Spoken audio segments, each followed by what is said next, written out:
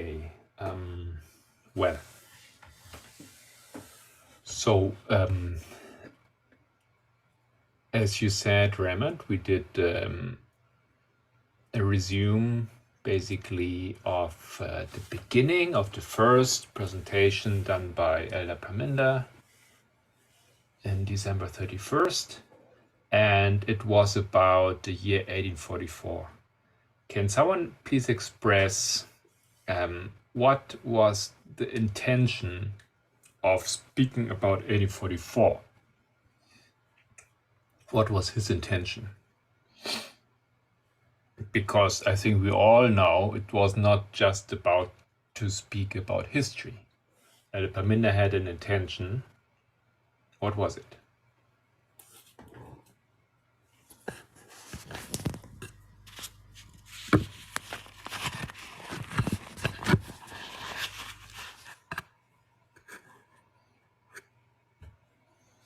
How would you put it, framed in your words? Why did he speak about 1844?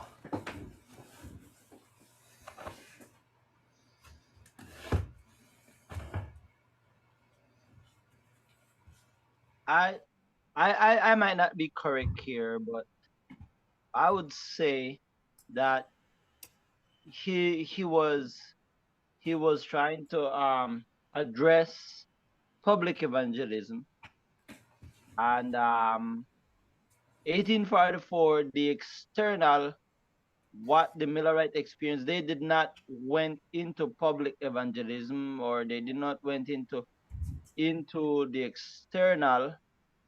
They just kept everything and enclosed, and because they did not go into the external, they did not see what they needed to see, and because he wanted to address the point that the movement had said in the past that we were not ready to do that work. We would have made a lot of mistakes if we would have done that work in the past. But some in the movement still believe that we're still not ready, and I'm not. I might still doubt even myself if I am ready right now to do that work still. That He's saying that no, now you are ready. You have the message of it. Well, that's what I think he was saying.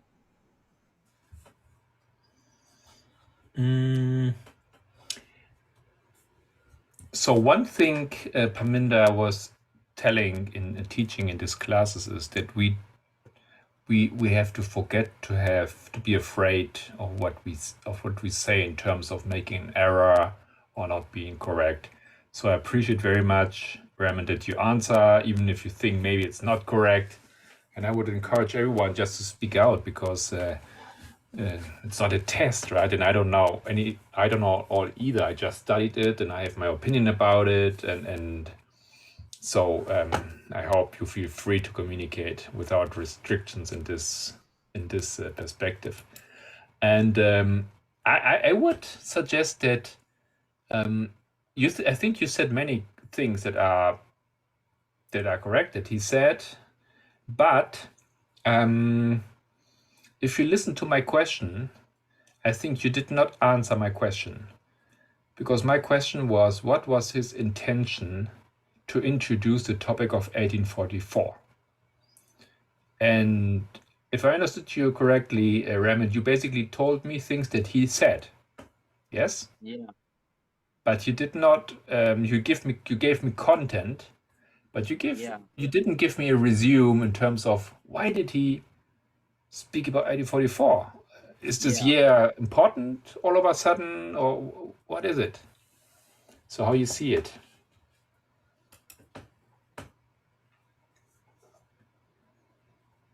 That's a good question. I'm still thinking. See if I could pinpoint what he was intended.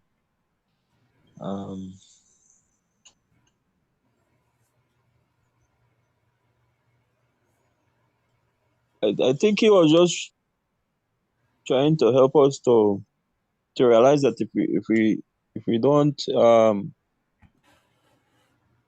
we don't study collectively, like if we're not completely studying everything internal and external and the political, then because he was answering questions that people have in the movement concerning salvation and about the harvest of the Levites specifically, and the work that entails or comes with it.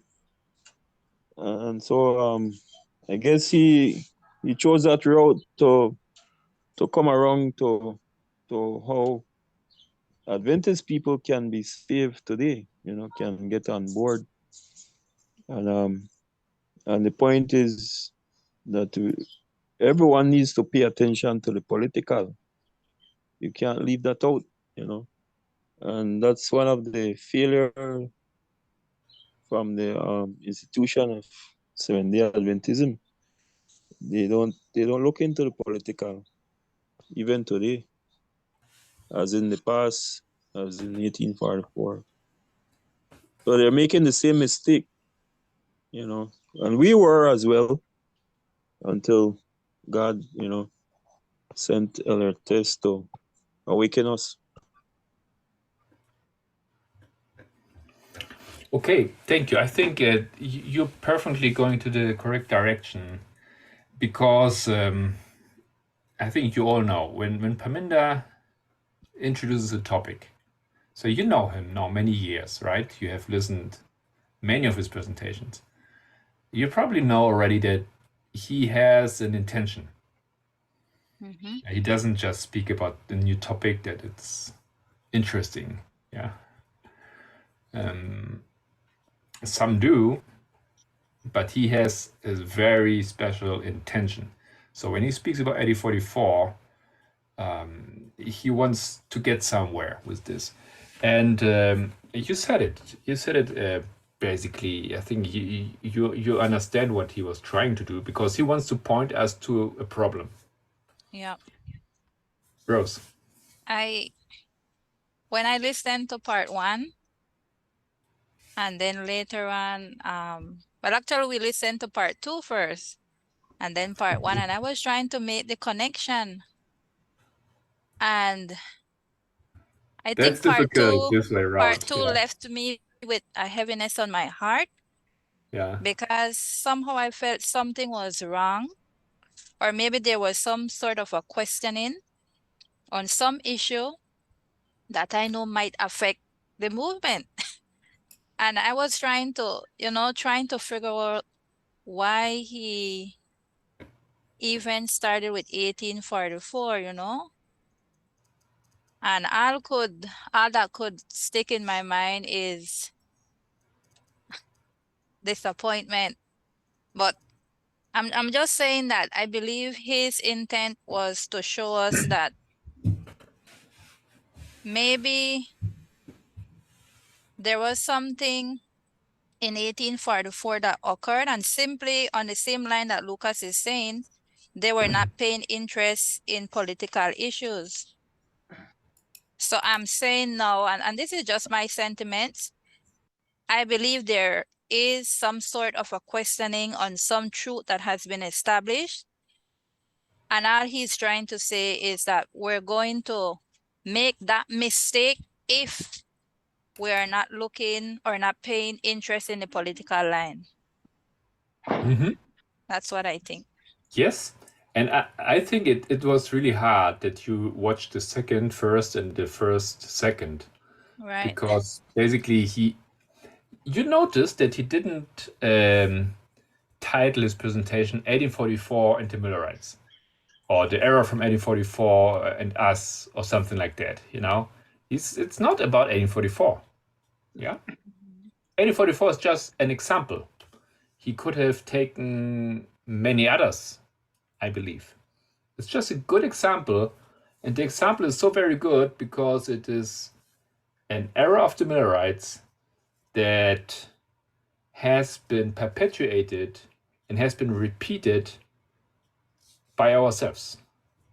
Yeah, but you can see it pretty nicely in their time, and then you can come to conclusions on our time. Okay, so well, I think this is the premise. So 1844 is just it's a parable, it's a vehicle, it's a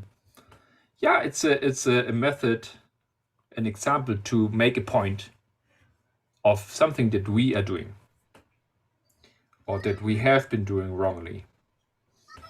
And then there's another question that he was saying he's going to talk about, but he didn't really talk about.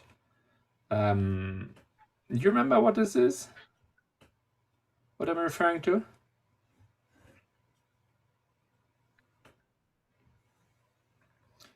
He said he's going to talk about questions. I think he said it in the beginning. Don't quite remember. Okay. I don't remember either. Yeah, he said he's going to talk about the relationship between us and the Levites. Yeah. And then he starts to talk about 1844, and it doesn't make sense, at least at the beginning, in my perspective, right? So let me share here the screen. Second.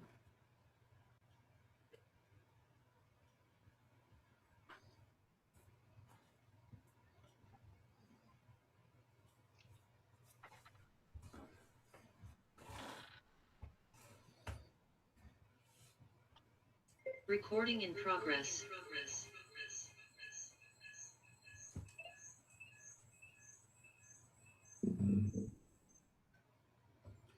Okay.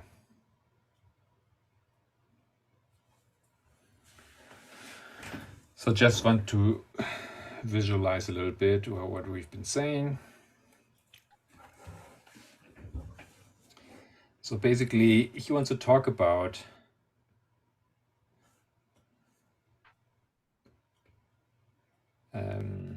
priests and Levites, or Nethinims also. Then he starts to talk about 1844. And he talks about different problems. He starts to talk about, Remit, I think you said it, but it was a little bit cut. What were the issues in 1844? Sorry, what was the question? What was the issue in 1844? What were the issues that he was talking about politically? That the Millerite. No, in politics. Oh, okay. In 1844, I was trying to remember the names of the two Democratic guys that were running, Polk? but one did not care about slavery, and the other one was for the I think it was for the annexion of land, or more land, or more something, more area. So Polk, he was an expansionist. Yeah. And Van Buren, he was a libertarian. Yeah. Why is that important? What topic was connected to this? Slavery. Yeah, exactly. Yeah. And this is the hidden problem. Yeah. So we talked about this, and you may remember that expansionist would mean in this point of time that Texas would come into the Union and would bring in a pro-slavery republic. Yes? State. And libertarians, they were against this. Yeah, they were against slavery. So there was basically in this selection of the party's runner for presidency, they had to decide, do we endorse slavery or do we not endorse slavery? Is it important or is it not important issue for us? Yeah, do we fight against or do we don't, or do we just not care about the issue? So slavery was in the back of this an important issue. So this was one thing that we saw last time, and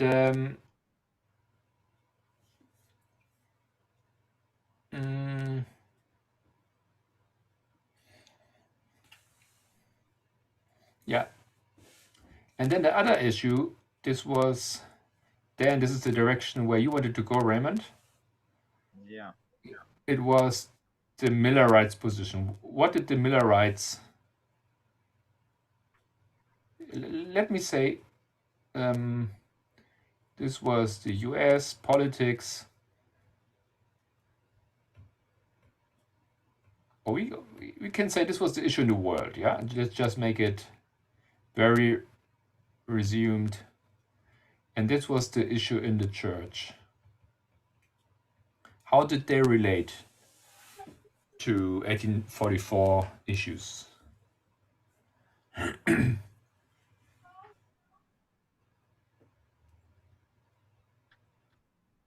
What was their position basically regarding the election, regarding the US politics, regarding slavery?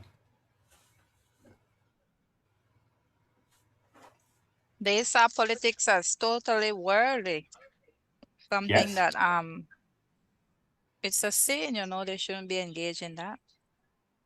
Yeah. There was this one word or this one verse, don't touch the unclean. Yeah, this concept. Right. Don't touch which is unclean. So no politics. And what was the second position, remember? They believe that Christ was coming back, so Yeah. they didn't need to get involved in external events. Exactly. So this was the prophetical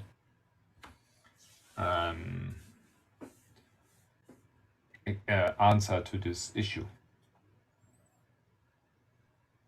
So it's like when in school the teacher makes a question and you don't know how to answer, and then the bell rings, end of the hour, and you just say sorry, class ended, and you run out. Yeah. Basically, this is what they did. They did not take a position. They had good, so to say, they had good excuses. Yeah. Sorry, the world is ending, so we don't care, or it's not important, it's not an issue. It's unnecessary to think about it. Yeah. And it's the same that we hear now with equality. When speaking to some friends, they would say, oh, that's very worldly, that's for the world, equality. That has nothing to do with the prophecies or with church in general. Actually, it goes against the Bible, they say.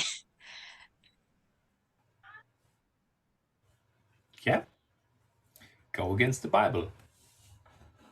There we go. So, and this is what they also said. Yes, you're right. It's exactly this. So they had then perhaps we need to specify here. I would like to put this on a different point. The Millerites had perspective of how you put that.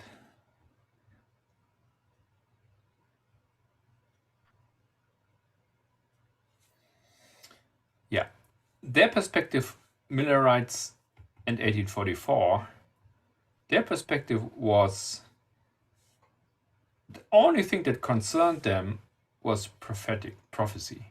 Yes? And they were not concerned about US politics or the world. They just didn't care about this. Yes. So they take a standpoint. And the reasoning for this were these answers. So, how did this, what results did this produce? What were the after effects for the Millerites?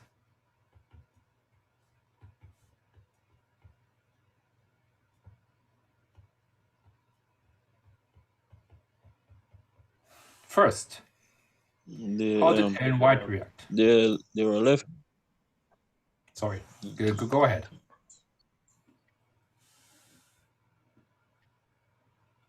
Sorry, Lucas, just say what you wanted to say. Yeah, no, I was saying, I was going to say that they were left without a direction. They ended up lost, you know, like not having a direction to go in, and Exactly. because of that, yeah, up to now you still can't find the bearing. I put this here, long time consequences. It's like long COVID, yeah? Yeah. So, but I want to elaborate a little bit why or how these long-term consequences did occur. What is what Ellen White did after that, after 1844, in relation to the issues of 1844?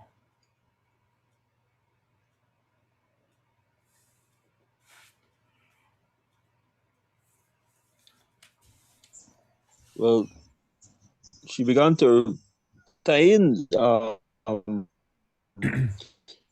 the issue of slavery with fulfillment of prophecy. You know, she made the connection. She began to tie in How the was mark of the slavery beast connected? with pro-slavery. How was Yeah. slavery connected to prophecy for her?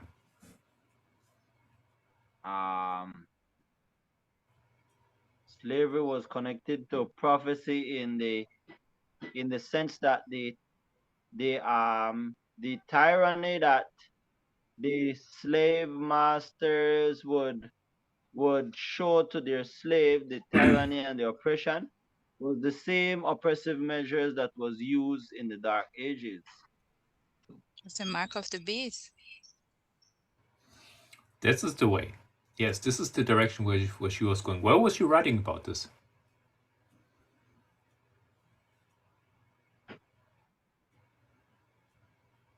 Where did we see talk here about this?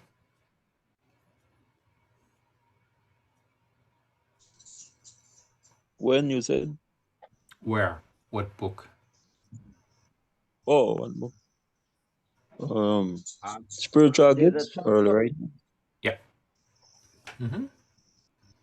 Spiritual gifts, early writings, and then she ties it into. Yes, Raymond? There's a chapter on it in Testimony for the Church, Volume 1, 2, a whole chapter. And what does it say? I've read it so What is long basically ago. no, I mean prophetically, what is the lesson that she's giving?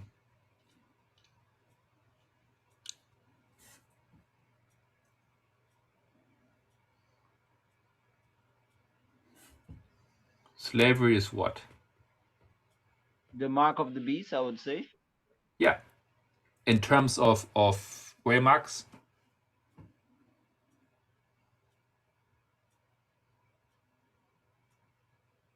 The slavery issue is? The mark of the beast. In terms of waymarks. What test is it?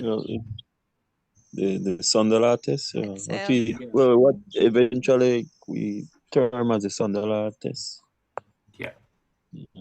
this is what she says. I mean, she doesn't use these words, but she's describing this Waymark, and we understand. We call it the Sunday law. She later calls it the Sunday law for the next generation.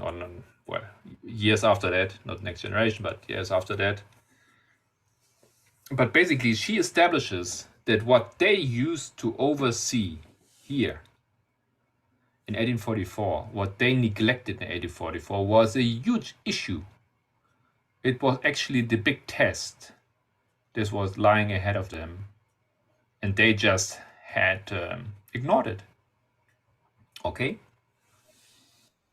So this is one effect. Ellen White is trying to correct them. He gives them, but it's difficult, isn't it? Because they don't see any importance, or they can't really relate to it. So next issue is when the Millerites build their logic of Waymarks.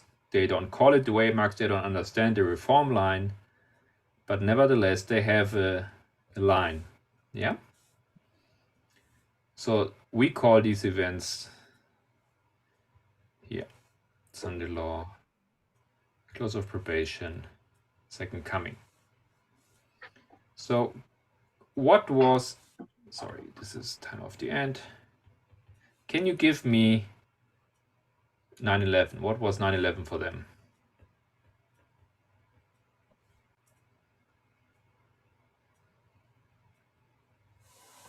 April 19th. April 19. It was what year?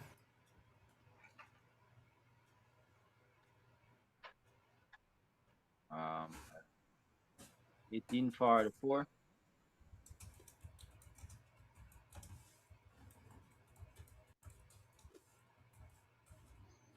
Yeah, I think April 19, 1844.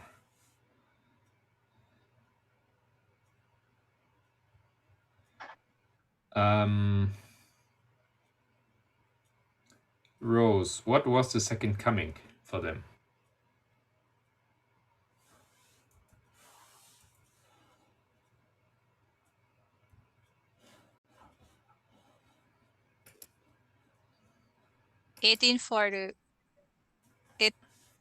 Wait, What did they think was the second coming? 1844, What date? October 22nd. Yes. You see? So what was the problem? What was it actually? Where do we have to put October 22nd actually?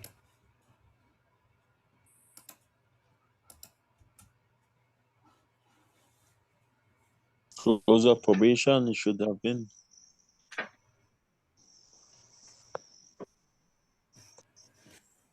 So they produced a major error in their line. Yeah? I just add here. This was Boston, right?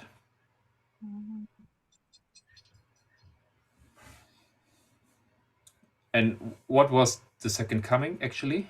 What was the correct date? 1863. 1850. Yeah, 1850. 1863, I think we can also add that because it's a second second chance, so to say. Yeah. So this little error here, this little error obviously was not so little. This little detail they just skipped. Yes, they just skipped how many years? It was at least 6 years, so up to 19 years. Let's say 6 to 19 years they just skipped. So what difference does this make?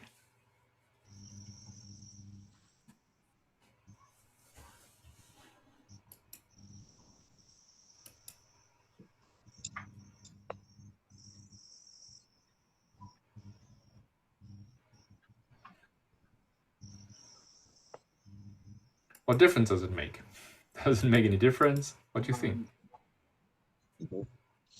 They couldn't have seen the issue developing, the issue of slavery developing more and more, because they would, before October 22nd, October 22nd, they would have not seen the beginning of the issue, the development of the issue. And if they cannot see the development of the issue from its beginning, they could not follow it further on.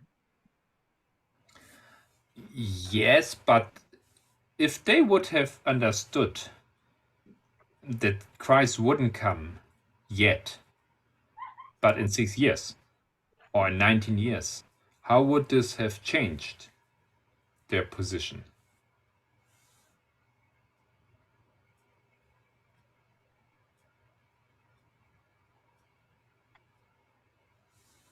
What They about this maybe excuse here?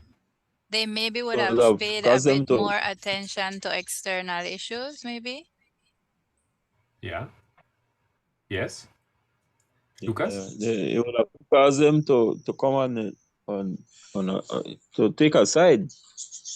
And Yeah. if they were studying, if they would continue studying correctly, they would come on the right side of the issue and stand in It, favor of the abolitionists.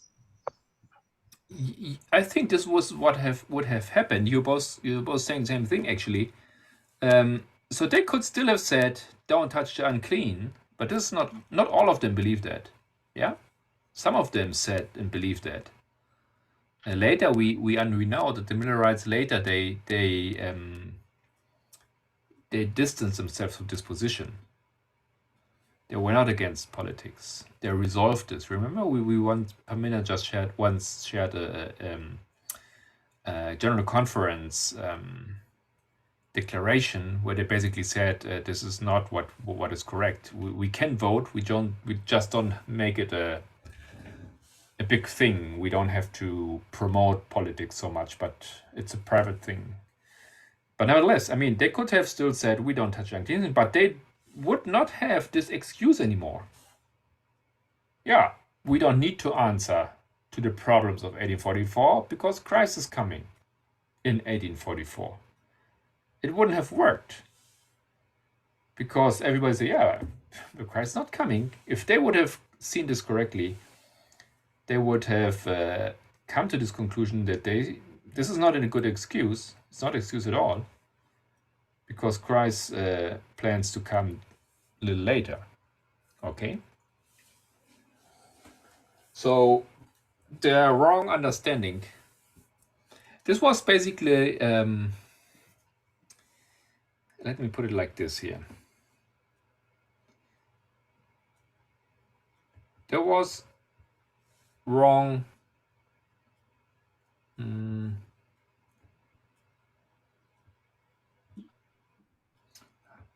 how do you say it? I say an error in their prophetic view, or the error with prophecy, yeah, the interpretation. And this produced an error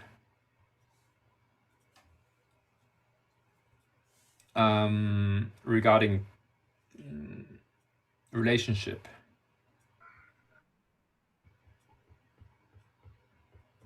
To the word.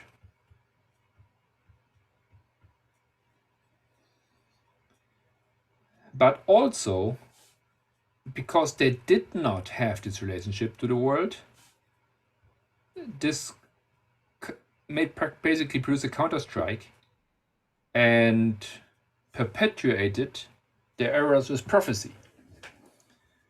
Because if they would have understood, I think Rose, you said this, yeah, if they would have understood that this was an issue, it would have led them to understand that this is a prophetic issue, and White could have directed them, the Lord could have directed them. We don't know exactly how this works, I don't know, but it would have helped them to not, or to correct this mistake here regarding the second coming date. Is this more or less clear? You have any questions? What do you think about that? It's clear. I'm following. Good. Clear, yes, that is. Yes, it's clear. Okay, great. So this is so basically it's not about 1844, right? So this is what we understood in the beginning. Parminder was talking about the problematic positions that they had in prophecy and the relationship to the world, which vice versa then produced error in prophecy again and again.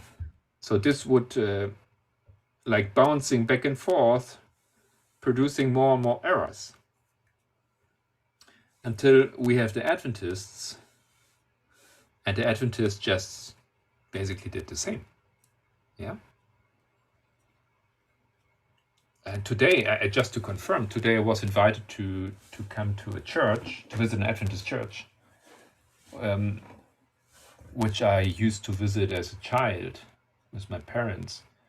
And the neighbor came, and she's the elder of the church, or the church leader, I don't know how they call it here. And she asked me she invited me to come over. So I said, yeah. And there was a discussion in the Sabbath school, and it was exactly this topic where someone said angrily, Ellen White says we don't have to vote, we don't have to mingle with politics. We don't have to mess with politics. It's all a mess, and this is the word.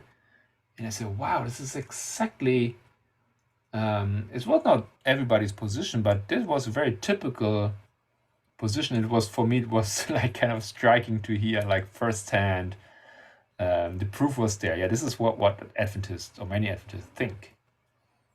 And he was saying we need to go to the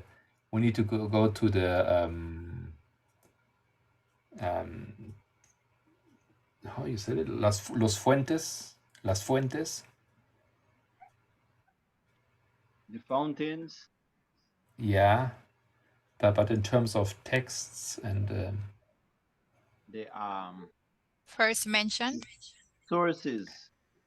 the sources, yeah, exactly. So we need to go to the sources, and when you read Ellen White says we don't have to mess with politics, and well, yeah, there it is, right? This is exactly what we see in Adventism.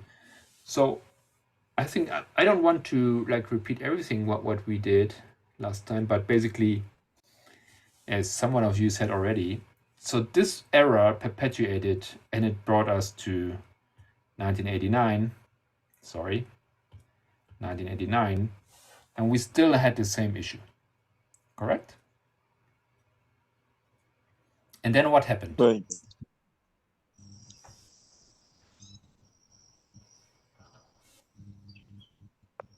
Any change? So 1989, did it change? No change. No change. 9/11 No, didn't. no change. So I'm thinking about, so when the study of Daniel 11:40 came up, they still couldn't, because of the same effect, they couldn't on board with that study either, because that had to do with politics as well. Yeah. The falling of the Soviet Union. This was then the Adventist Church, yeah. And I think, yeah, it's interesting you said it. It's we did perhaps an improvement on that, didn't we? Maybe we can call it like that, a little improvement. Yeah, a little improvement. Yeah. Not all the improvement we needed, but then 2014, anything changed? Sorry? So at least we made a start to change. A start, yeah, I like that. And then 2014, I think nothing changed yet until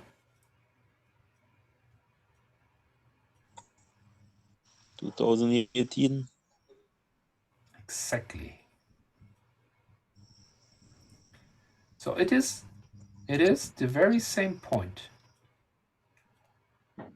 like the Millet history. just briefly before the close of probation. Yeah. The election issue was in the United States in May 1844. So kind of in the beginning of the year. Yeah, so briefly before the close of probation.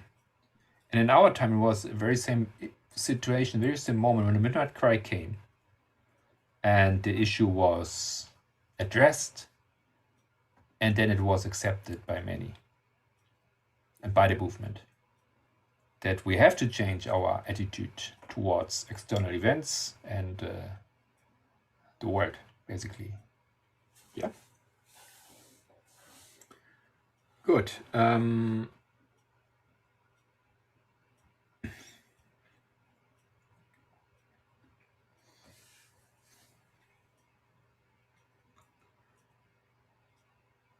All right, so this is, I would say this is basically the first presentation. There's more details, of course, but does this help you, Rose? What do you think about the first one? Does this give you a better grasp of the logic of his first presentation?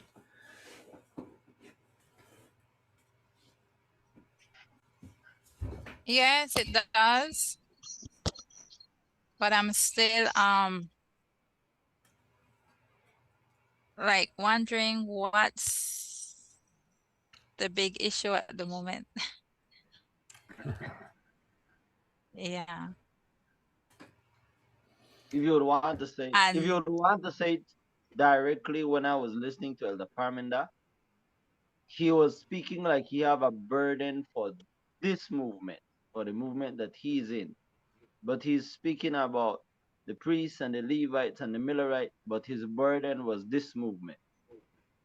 He wanted to take us somewhere, and I cannot, and it is clear where he wanted to take us. and as well, the big question is in my mind is, does it have anything to do with elder tests? You know, I just cannot take that out of my mind. I would say not at all. Okay. Not at all. It does anything to do with her. It has to do with. Okay, let me try to just make the line of the logic again. The question here, as I understand it, is our understanding of us and the world. Yeah. Yeah, the world at this moment is Levites, Nethinims. Yeah, who are they? How do we relate to them? Do we are they lost already? Shall we work with them? Can we teach them Bible classes? Many issues and questions. What happens to them? Do they come into the movement? 2021 is over, you know. Will we see many Levites coming into the movement soon? What about the Nethinims? You know, they are already in their Sunday law moment. All of these questions, and what do we have to do with that? And I think these type of questions, which are questions about our relationship, us and the world, or we and the others, he tried to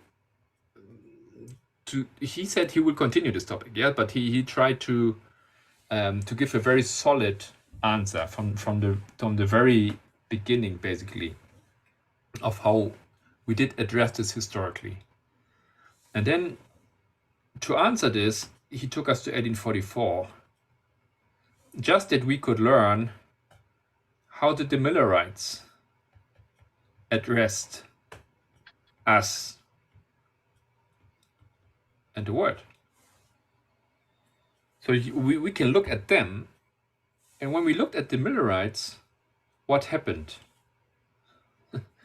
And the problem is, what happened is that we realized the Millerites is the same as the Adventists in their position of us versus world, and the Adventism's position is the very same of the movement in regards of us versus the world. So what you can see here is that the error, like a thread, continues. But then what happened is that this thread was cut. Yeah, the error was cut off, out. Yeah. And since 2018, we do not follow this line any longer. We do not commit this error any longer. But still many people are not sure about it. Still many people continue some problematic or questionable or doubtful behavior in regards to this. They don't know. Yeah, or they just repeat, they continue with the same issue, it's the same problem. And if you understand Millerite history in 1844, then you can really see what the problem was, because if you do not have a correct understanding of our relationship to the world, it will produce this. Yeah, it will produce these errors, prophetic errors. It will produce long-time consequences. Long-time consequences means Laodicea for Adventism. And Laodicea at the end of the world means end of the game. Okay? And this all has to do with our relationship to the world. Okay? Does this help, Rose?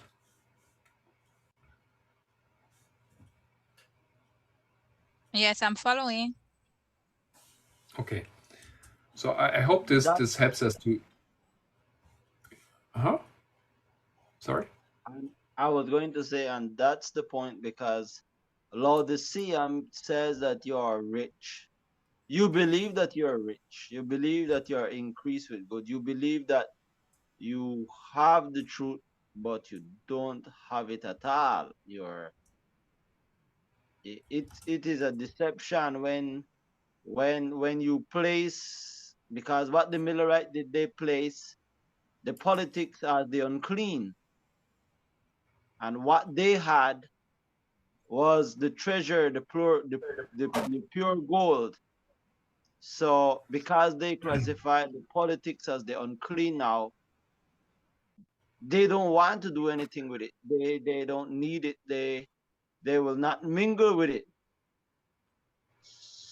When in reality, the politics was not the unclean. What they had was prophetic error, and prophetic error could be considered as a curse itself. They got a curse from the line instead.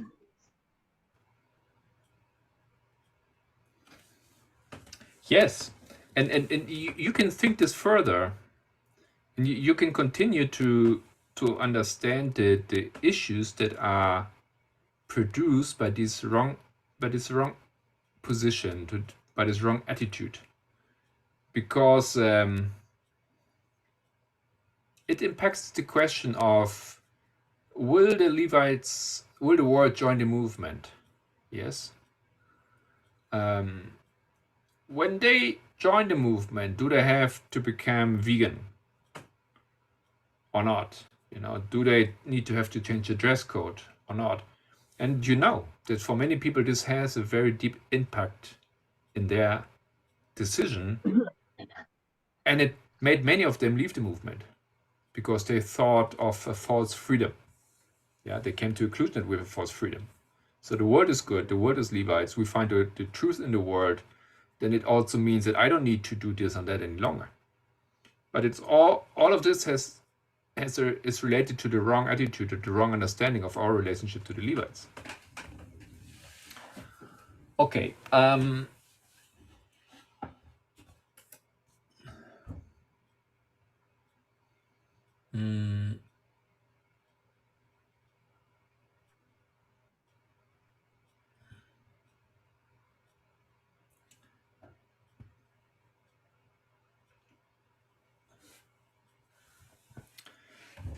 Just to conclude, perhaps we can make it a little bit shorter today.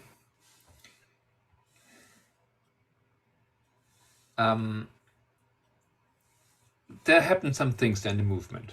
Yes. Parminder in September 2014, he taught no public evangelism. What was the response in the movement to this? When Parminder started to teach no public evangelism.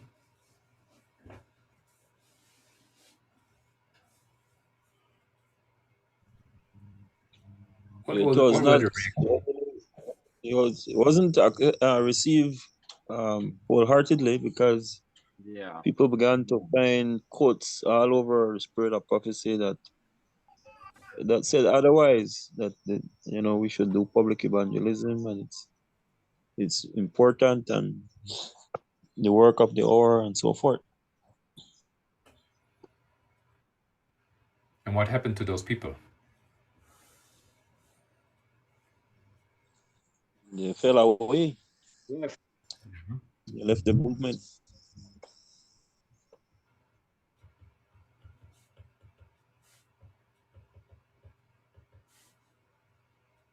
So this is one response. What was other response?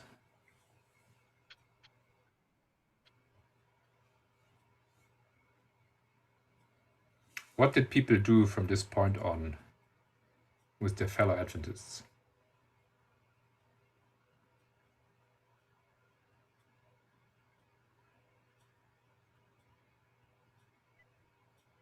An extreme position that many people took.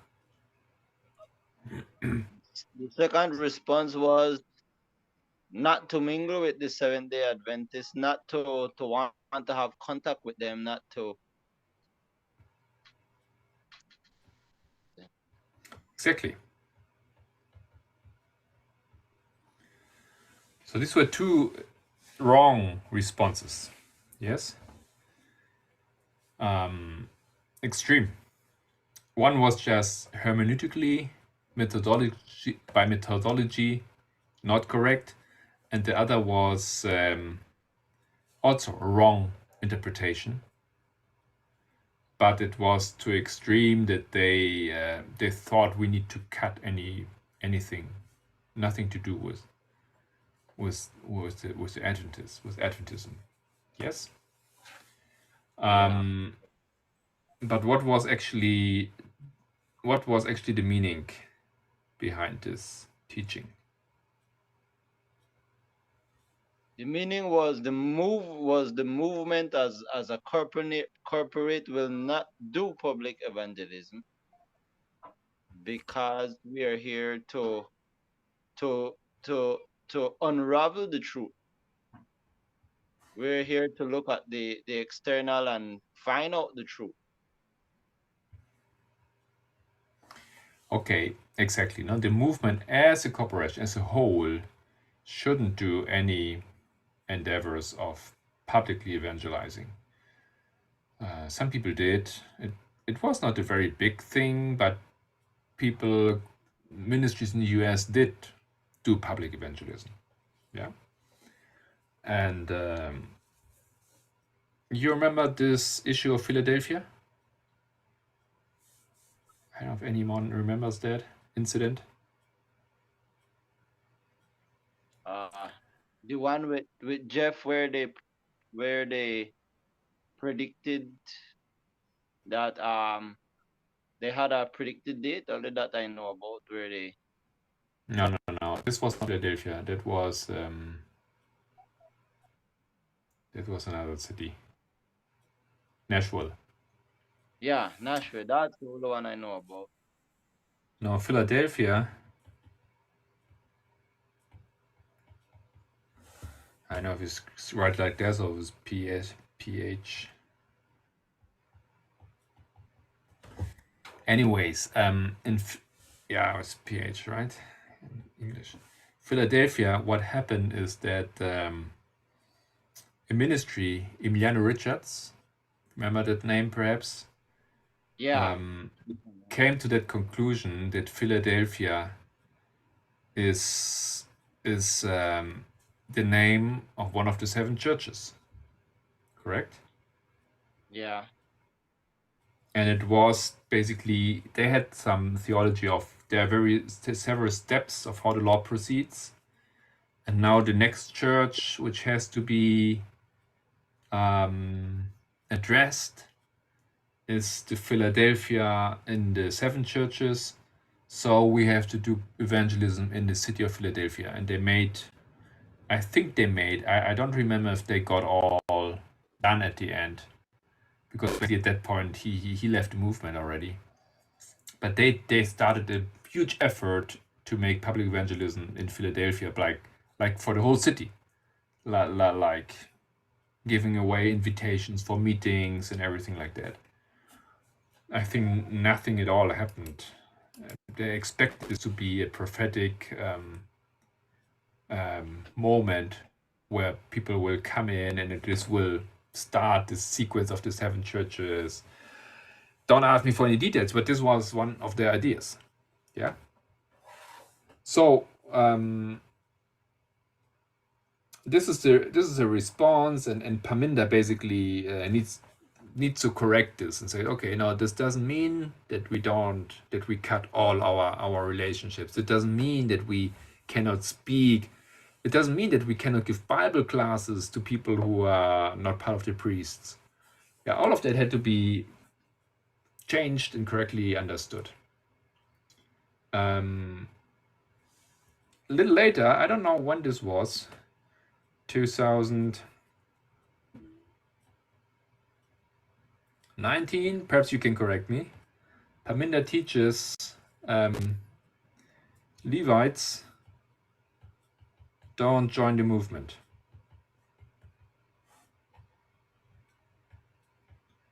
What happened with this? Do you remember that? Will not join the movement. Yeah, I think I remember that. So after the movement had learned from this, what were now the errors people in the movement made in regards to this policy, or not policy, to this prediction?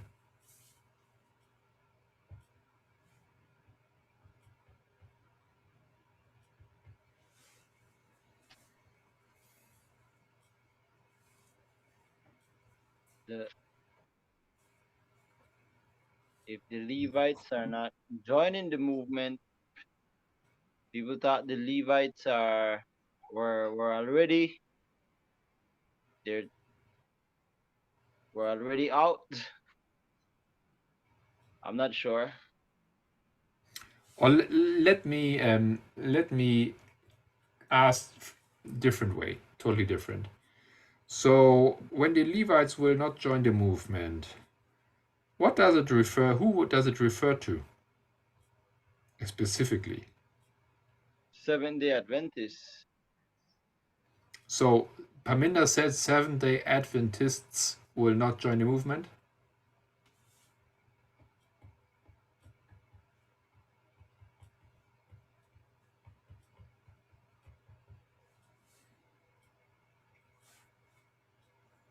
Is this what he tried to teach?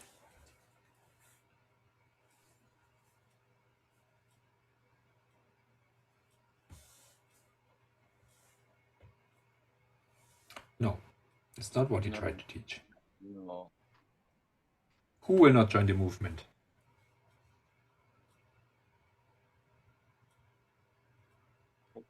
They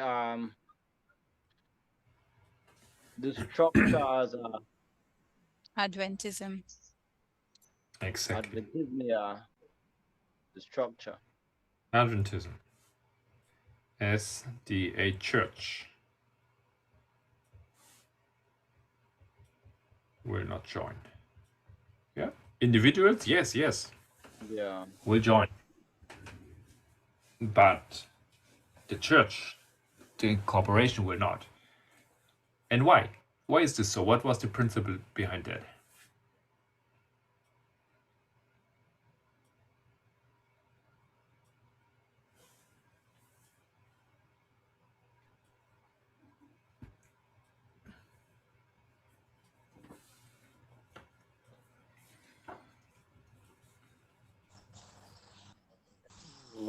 Was it from the study of Acts 27?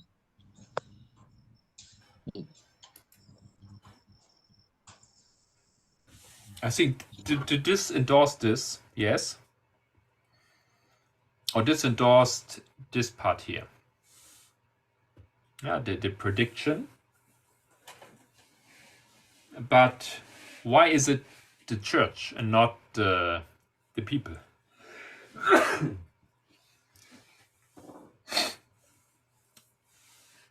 Because there's a principle behind this.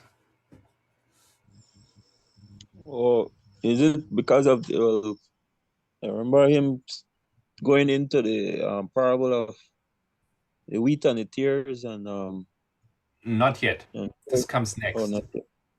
Okay. He just mentioned it very briefly. He didn't explain it as a principle. Yes, he did not even give. He didn't back it up. He didn't give many quotes, or he didn't explain very much. But we cannot. What can we not do? We cannot make predictions of individuals.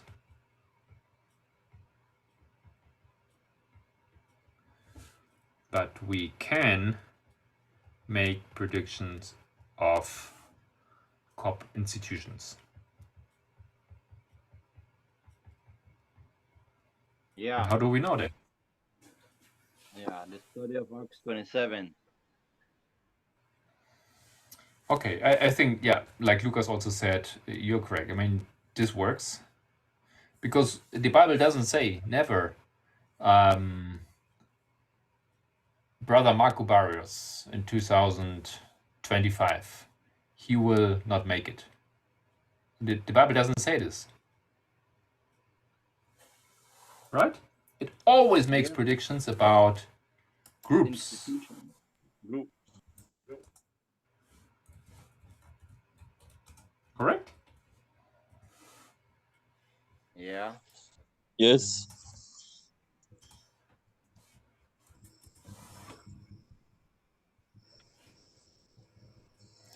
So it's just a principle. You do not, very seldom you find a prediction on a very specific man or woman in the Bible. But it's what Paminda later also touches. It's very difficult to make a prediction of someone unless it's already at the end. Yes? So you need to follow him through to the very end, like Nebuchadnezzar, or like what was the name of the ex-husband of David's wife, Boaz? Boaz?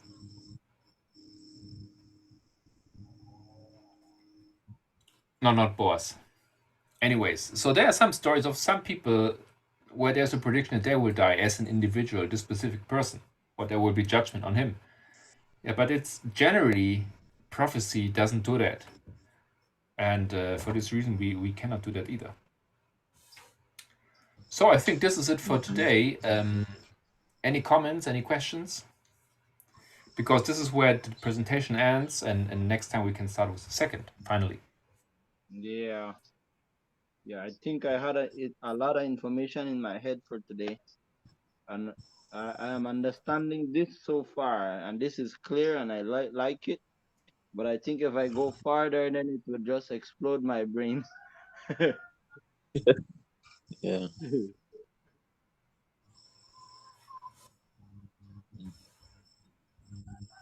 Yeah. This is good.